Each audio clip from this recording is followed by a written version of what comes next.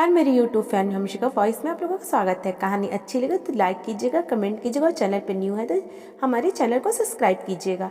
पिछले दिनों एक एनिवर्सरी यूं ही गुजर गई थी, उदास और खामोश। परिस्थितियां ही कुछ ऐसी थी कि कुछ करने का दिल ही नहीं किया। और अब आने वाली थी हमारी तीसरी मैरिज एनिवर्सरी, जिसमें अपने सभी अरमान हमें पूरे करना चाहते थे, लेकिन इस बार भी नीति को शायद ये मंजूर नहीं था।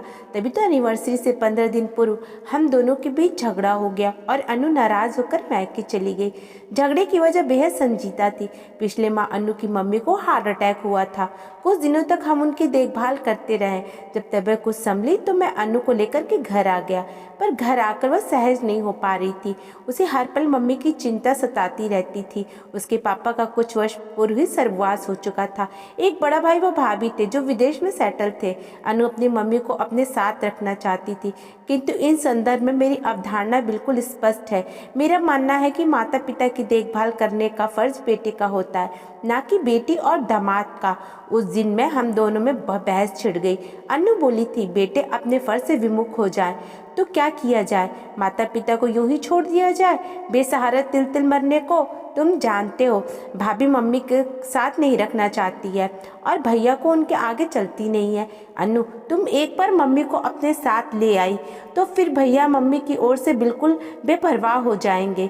राजीव, तुम्हें क्या भैया भाभी के एटीट्यूड दिखाई नहीं दे रहा है?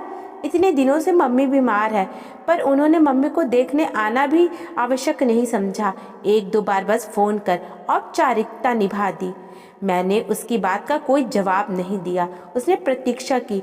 आखिरकार एक दिन उसके सब्र का पैमाना छलक गया और वो बोली, राजीव, तुम्हारे भी दो बड़े भाई हैं, लेकिन मैंने विवाह के बाद तुमसे कभी नहीं कहा कि मम्मी पापा का दायित्व तो अकेले ही क्यों उठाओ। तुम्हारे भाइयों का भी फर्ज है कि मम्मी पापा को अपने पास बुलाएं। मैंने पूरे मन से अपने सास ससुर की सेवा की, तो क्या अब मैं अपने मम्मी के प्रति अपने फर्ज से मैं पीछे हट जाऊं? उसका इस तरह अपनी मम्मी से अपने सास ससुर की तुलना करना मुझे बेहद नागवार गुजरा और गुस्से में मैंने उससे कह दिया कि उसे अपनी मम्मी की इतनी ही चिंता है तो अपने घर जाकर उनकी देखभाल करे। अनु कुछ पल कतार दृष्टि से मुझे देखती रही और अगले ही सुबह सचमुच अटैची लेकर चली गई। उसका चले जाना मेरे पुरुषोचित अहम को छिन्न छिन्न कर दिया। मुझे लगा, क्या यही है उसकी नज़र में मेरे प्यार का मोल? मैं उससे खफा था, बेहद खफा। दिन गुजरने लगा। इस दरमियान न अनु का फोन आया और न ही मैंने उससे संपर्क करने का कोई प्रयास किया।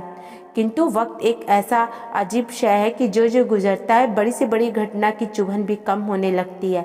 मैरिज एनिवर्सरी की तारीख नज़दीक आ रही थी और इसी के साथ मन की बेचैनी बढ़ रही थी। क्या इस बार भी ये दिन मायूस सा लौट जाएगा? क्या मुझे अनु को मनाकर वापस ले आना चाहिए? किंतु उसकी वह बेवजह की जिद। उस दिन रविवार था। सवेरे सवेरे ही आँख खुल गई और मैं चाहकर भी सो ना सका। अकेलापन जिंदगी के हर पहलू पर असर डालता है, फिर वो नींद ही क्यों ना हो। चाय ले आने में लॉन में आए बैठा, तभी मेरी नज़र सामने वाले घर की ओर उठी। बालकनी में गुप्ता जी बैठे नजर आए। इसका मतलब वो नर्सिंग होम से वापस लौट आए थे। 8 दिन पूर्व एक शाम गुप्ता जी की तबीयत अचानक बिगड़ गई थी। उनकी कार उस दिन गैरेज में थी, इसलिए उनका बेटा अंकित बेहवास से मुझे बुलाने आया और फिर हम दोनों ने उन्हें नर्सिंग होम ले गए। सिस्टर 4 वर्ष में उनका हाल जानने उनके घर चल दिया। मुझे आया देख वो लोग बहुत खुश हुए। अंकित उन्हें गर्म दलिया खिला रहा था। मैंने कहा, गुप्ता जी, आप बहुत खुशकिस्मत हैं, आपके बेटा वो आपकी बहुत सेवा करते हैं। गुप्ता जी मुस्कुराए और बोले, अंकित मेरा बेटा नहीं दामाद है और श्रुति मेरी बेटी है। मैं अचंभित रह गया। जब चलने को हुआ तो अंकित और श्रुति ने आग्रहपूर्वक नाश्ते के लिए रोक लिया। श्रुति चाय बनाने किचन में गई। मैं और अंकित ड्राइंग रूम में बैठे थे। वार्तालाप के दौरान मैं अपने मन की उथल पुथल रोक ना सका और पूछ बैठा, अंकित, बुरा न मानो तो एक बात पूछूं? श्रुति क्या गुप्ता जी की इकलौती संतान है? कोई भाई नहीं है? हाँ, एक भाई है जो लंदन में रहता है, अंकित ने बताया। ओह, इसलिए यह दायित्व तो तुम उठा रहे हो? मेरे लहजे में सहानुभूति का पुट था। अंकित मेरे मातृत्व को समझ गया। बोला, मैं पापा के दायित्व को अपनी विवशता नहीं बल्कि अपना फर्ज समझता हूँ। वो इंडिया में होता तब भी मैं अपने फर्ज से पीछे नहीं हटता।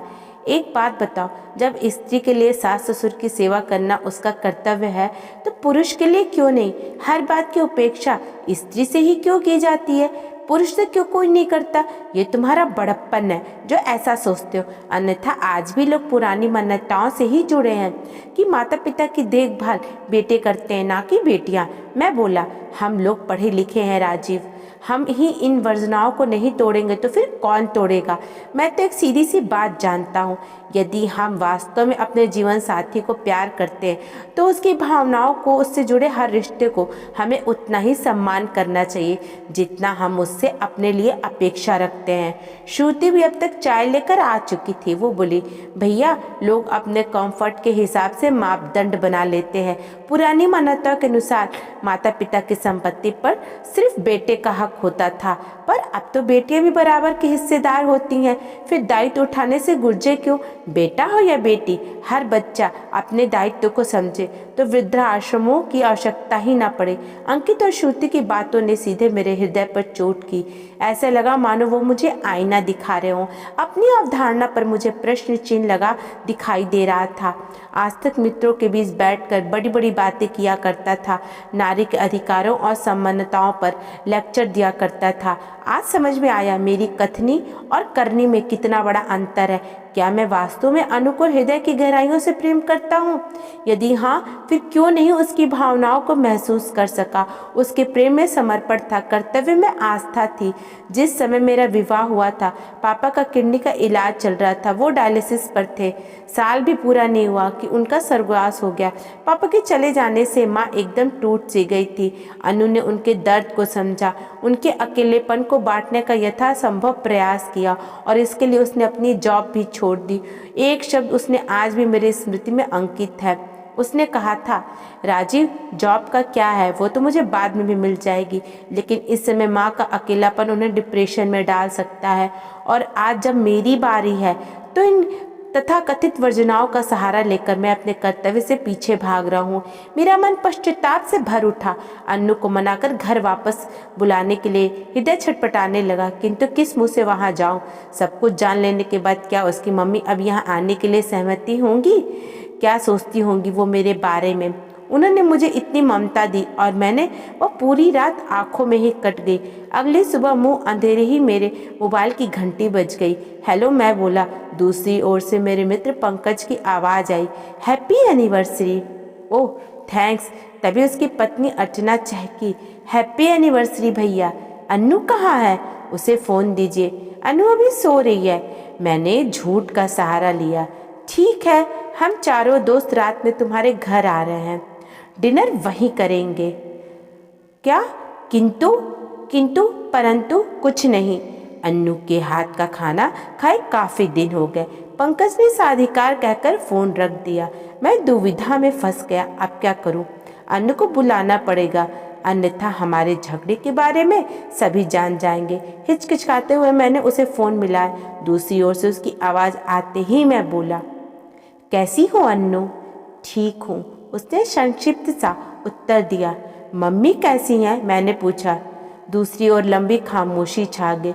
कुछ क्षण के प्रतीक्षा के बाद अनु पुनः बोली, अनु, तुमसे एक फेवर चाहता हूँ। आज हमारी मैरिज एनिवर्सरी है और मेरे मित्र डिनर पे आना चाहते हैं। तुम घर आ जाओगी तो मेरी इज्जत बच जाएगी। वह कुछ नहीं बोली। मैंने कहा, प्लीज़ अनु, इनकार मत करना। कितने बजे आना है? उसने पूछा। मैं अभी तुम्हें लेने आ रहा हूँ। मैं उत्साह से भर उठा, किंतु वो ठंडे स्वर में बोली, मैं स्वयं आ जाऊँगी। 1 घंटे बाद अन्नू आई। वो पहले से काफ़ी कमज़ोर लग रही थी। उसकी आंखों में एक तटस्थ सी उदासी थी जिसे देखकर मेरा हृदय द्रवित हो उठा। अपनी एनिवर्सरी के दिन उस हृदय से लगाकर प्यार करना तो दूर, मैं उसे शुभकामनाएं भी ना दे सका। कभी कभी चाह कर भी इंसान अपनी भावनाओं की अभिव्यक्ति नहीं कर पाता है। कहीं ना कहीं उसके आगे स्वयं को बहुत छोटा महसूस कर रहा था। जब अपनी इज्जत पर आई तो अपने अहम को दरकिनार कर उसे बुला लिया। अन्नू की दी हुई लिस्ट के अनुसार मैं मार्केट में सामान ले आया और उसमें खाना बनाना प्रारंभ कर दिया। सारा दिन मैं किचन के आसपास ही मंडराता रहा। शायद अन्नू कुछ बोले, किंतु हम दोनों के बीच बड़ी दरार में शायद कहीं गुम हो गए थे। क्या यही दरार पाटना अब संभव था? शाम 7 बजे मेरे मित्र अपनी अपनी पत्नियों के साथ घर पर आ गए। मैं ये देखकर अचंभित रह गया कि सुबह से जिस अन्नू के मुंह से एक भी शब्द नहीं निकला, मेरे मित्रों के आते ही उसके व्यवहार में आश्चर्यजनक रूप से परिवर्तन आ गया था। अचानक वो बेहद प्रसन्न नजर आने लगी थी और दूसरों के साथ मुझसे भी बहुत हंस हंस कर बात कर रही थी। उसने एक खूबसूरत सी साड़ी चेंज कर ली थी जिसमें वो बेहद ही खूबसूरत नजर आ रही थी। उसकी समझदारी और व्यवहारिकता का मैं कायल हो गया। किसी को तनिक भी संदेह नहीं हो पाया था कि हम दोनों के बीच झगड़ा था। जब तक मेहमान घर से रुखसत हुए, रात्रि के 10 बज चुके थे। बाहर बूंदाबांदी शुरू हो गई। उसने जल्दी जल्दी किचन समेटा और पर्स उठाकर घर जाने के लिए दरवाजे की ओर बढ़ी। मेरे हृदय हुक सी उठी। मैंने तुरंत आगे बढ़कर उसको बाहों में अपने थाम लिया और भर्राए कंठ से बोला, मुझे क्षमा कर दो अन्नू, मुझे छोड़कर मत जाओ। मुझे अपनी भूलों का एहसास हो गया। मैं बहुत शर्मिंदा हूँ। ये सोचकर मैंने तुम्हें कितना दुख पहुँचाया है। तुम्हारी सेवा और कर्तव्य को मैंने अपना अधिकार समझा, किंतु बात जब मेरे कर्तव्य की आई तो उसमें किनार कर तुम्हें विश्वास को खंडित किया। सच सच बताना, तुमने क्या मम्मी को सब कुछ बता दिया? नहीं, उन्हें बताकर मैं उन्हें हृदय आघात नहीं पहुंचाना चाहती थी। ओह, तुम कितनी अच्छी हो अनु, तुमने मेरे हृदय पर से बहुत बड़ा बोझ हटा दिया। अब हम कल सुबह ही उन्हें ले आएंगे। कहते हुए भावावेश में मैं उसके दोनों हाथों को थाम लिया। अनु ने अपना हाथ छुड़ा लिया और बोला, राजीव, पति पत्नी का रिश्ता कांच की तरह होता है। एक बार चटक जाए तो उसका निशान कभी नहीं जाता। तुम गलत कह रही हो अन्नू। यह इंसान के व्यक्तिगत प्रयासों पर निर्भर करता है, वह किस रिश्ते को क्या रूप देता है। कांच की तरह कमजोर या पानी जैसा समतल जिसमें कितनी भी लकीरें खींचो वो कभी दो हिस्सों में बांट नहीं सकता। यही तो होता है पति पत्नी का रिश्ता। एक रास्ता भटक जाए तो दूसरा उसे संभाल लेता है। कतार दृष्टि से देखती रही वो मुझे, फिर गंभीर स्वर में बोली, नहीं राजीव, अब रहने दो। मैं नहीं चाहती मेरी माँ किसी की दया की पात्र बने। उसके शब्द मेरे हृदय को भीग गए। रुके कंठ से मैं बोला, मेरे पश्चाताप का दया का नाम देकर मुझे मेरी ही नजर में मत गिराओ अन्नू। मैं सच कह रहा हूँ। मैं तलाश रहा था उन शब्दों को जो मेरे पश्चाताप को बयां कर पाते, किंतु मेरी आवाज की कपकपाहट मेरे अंतस के दर्द को बयां कर रही थी। भावनाएं सच्ची हों तो उनकी अभिव्यक्ति के लिए शब्दों की बैसाखी की आवश्यकता नहीं होती है। वो जीवन साथी के हृदय तक पहुंचने की राह स्वयं बना लेती है। ऐसे ही कुछ हुआ था हमारे साथ भी। तभी तो अन्नू की आंखें सावन के मेघों जैसी बरस पड़ी थी। व्याकुल होकर वो मेरी ओर बढ़ी। मैंने उसे कस कर अपने सीने से लगा लिया। वर्जनाओं की बेड़ियों से स्वयं की ऊंचाई पर जा पहुंचा, जहां पति पत्नी सिर्फ शरीर से ही नहीं वरन मन से भी एकाकार करते हैं। कहने को ये हमारी तीसरी एनिवर्सरी थी, किंतु वास्तविक मिलना तो हमारा आज ही हुआ था। दोस्तों, आपको कहानी अगर अच्छी लगी हो तो हमारी कहानी को लाइक कीजिएगा, कमेंट कीजिएगा और शेयर कीजिएगा और चैनल को सब्सक्राइब कीजिएगा। धन्यवाद।